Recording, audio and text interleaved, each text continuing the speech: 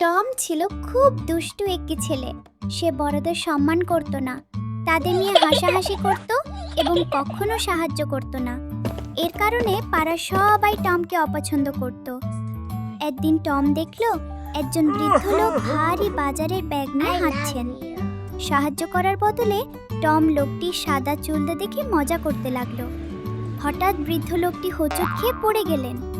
ব্যাগে থাকা সব জিনিসপত্র ছড়িয়ে পড়ল মাটিতে।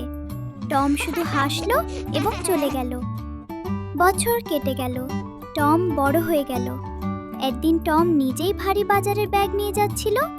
একটি ছোট ছেলে তাকে দেখে হাসলো। টমকে সাহায্যও করলো না, ঠিক যেমন টম করতো না অনেক বছর আগে। এতে টমের মনে পড়ে গেল সেই বৃদ্ধ লোকটির কথা।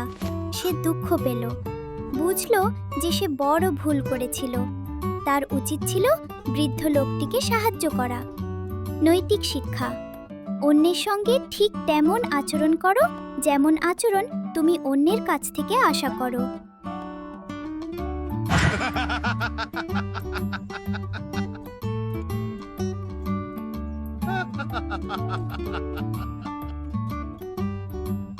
লাইক দাও, কমেন্ট করো, শেয়ার করো, সাবস্ক্রাইব করো।